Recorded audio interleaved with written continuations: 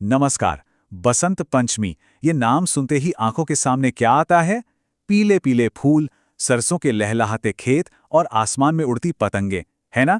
लेकिन इस त्योहार की कहानी वो सिर्फ इतनी ही नहीं है। ये असल में ज्ञान और प्रेम, इन दो बहुत बड़ी शक्तियों के मिलने का जश्न है। हम में से ज्यादातर लोगों के लिए बसंत पंचमी का मतलब है मां सरस्वती की पूजा। स्कूलों में, घरों में हम सब विद्या और बुद्धि का आशीर्वाद मांगते हैं, और ये बिल्कुल सही भी है। पर यहाँ एक बहुत ही दिलचस्प सवाल उठता है कि भाई, ज्ञान की देवी के इतने बड़े दिन पर प्रेम के देवता कामदेव का क्या काम? यही वो सवाल है जो बसंत पंचमी को सिर्फ एक त्योहार नहीं, बल्कि एक बहुत गहरी और मजेदार कहानी बना देता है। तो चलिए आज इसी गुत्थी को सुलझाते हैं। तो हमारी कहानी शुरू होती है एकदम शुरुआत से, सृष्टि के आरंभ में। जरा सोचिए, एक ऐसा समय जब यह ब्रह्मांड तो बन चुका था, पर उसमें कोई आवाज नहीं थी, कोई बातचीत नहीं थी। सब कुछ होकर भी एक अजीब सा सन्नाटा था, एक खालीपन था। कहानियों के मुताबिक जब ब्रह्मा जी ने ये दुनिया बनाई तो उन्होंने जीव, जंतु, इंसान सब कुछ बना दिया। लेकिन अपनी ही बनाई इस दुनिया को देखकर वो खुश नहीं थे। उन्हें लगा कि यार, इसमें कुछ तो बहुत बड़ी कमी है। कल्पना करके देखिए एक ऐसी दुनिया की जहां सब कुछ है पर आवाज नहीं है। कोई बोल नहीं सकता, कोई गा नहीं सकता, कोई अपने दिल की बात कह नहीं सकता। नदियां बह रही हैं पर कोई आवाज नहीं, हवा चल रही है पर कोई सरसराहट नहीं। मतलब जीवन तो था पर उसमें जान नहीं थी। और फिर इसी गहरे सन्नाटे को तोड़ने के लिए ब्रह्मा जी ने अपने कमंडल से जल छिड़का, और उस जल से एक दिव्य रोशनी के साथ मां सरस्वती प्रकट हुईं। जैसे ही उन्होंने अपनी वीणा के तार छेड़े ना, पूरी सृष्टि में पहला सुर गूंजा, जीवों को आवाज मिली, हवा में संगीत भर गया और दुनिया में बातचीत शुरू हुई। इसीलिए बसंत पंचमी मां सरस्वती के प्रकट होने का दिन है। तो ये तो हुई ज्ञान के जन्म की कहानी।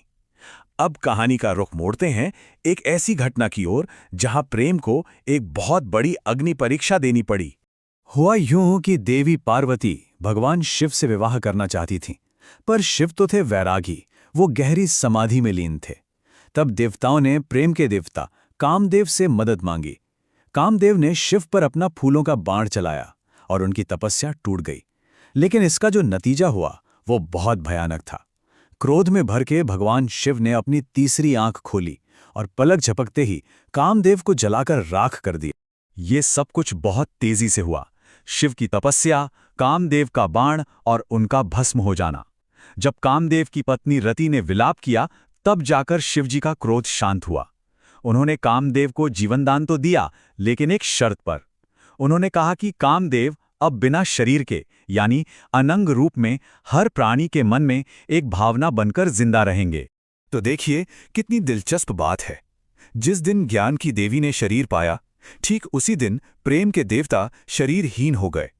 यानी बसंत पंचमी प्रेम के शारीरिक रूप से ऊपर उठकर एक भावना के तौर पर हर किसी के अंदर बस जाने का दिन है। तो अब हमारे पास ज्ञान की कहानी भी है और प्रेम की भी, पर इन दोनों धागों को एक साथ जोड़ता कौन है? वो शक्ति है वसंत ऋतु। बसंत पंचमी असल में सर्दियों के सन्नाटे को तोड़कर प्रकृति के जागने का ऐलान है। ठीक वैसे ही जैसे मां सरस्वती ने सृष्टि का सन्नाटा तोड़ा था। इस मौसम में हर तरफ एक नई ऊर्जा, एक नई जान दिखाई देती है। ठीक वैसे ही जैसे कामदेव को एक नया जीवन मिला था। और शायद इसीलिए इस त्योहार का रंग है पीला। पीला रंग ज्ञान का प्रतीक है, जो मां सरस्वती के वस्त्रों में दिखता है। यही पीला रंग प्रकृति का भी है, जो सरसों के खिलते खेतों में नजर आता है। और यही रंग समृद्धि और सूर्य की ऊर्जा का भी प्रतीक है। मतलब एक ही रंग में ज्ञान, प्रकृति और जीवन सब कुछ समाया हुआ है। अच्छा, ये महान कथाएं सिर्फ किताबों में नहीं हैं। ये पूरे भारत में बिल्कुल अलग अलग बड़े खूबसूरत तरीकों से मनाई जाती हैं। कहीं पर ज्ञान की देवी की पूजा होती है तो कहीं, जैसे पंजाब और हरियाणा में, आसमान रंग बिरंगी पतंगों से भर जाता है। ये पतंगे वसंत की आज़ादी और खुशी का प्रतीक हैं। और फिर एक बिल्कुल ही अलग रंग है इस त्योहार का, जो सूफी परंपरा से आता है। इसकी कहानी बहुत ही प्यारी है। कहते हैं कि अमीर खुसरो के गुरु निजामुद्दीन औलिया अपने भतीजे की मौत से बहुत दुखी थे।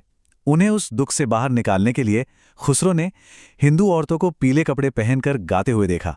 बस उनसे प्रेरणा लेकर खुसरो ने भी पीले कपड़े पहने सरसों के फूल लिए और अपने गुरु के सामने गाना शुरू कर दिया, जिसे देखकर उनके गुरु मुस्कुरा दिए।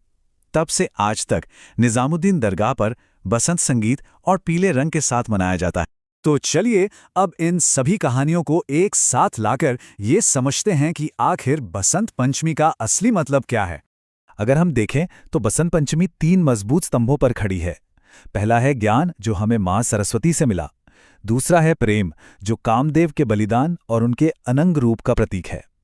और तीसरा है नवीकरण, यानी नई शुरुआत, जिसे वसंत की प्रकृति हर साल हमारे सामने जिंदा करती है।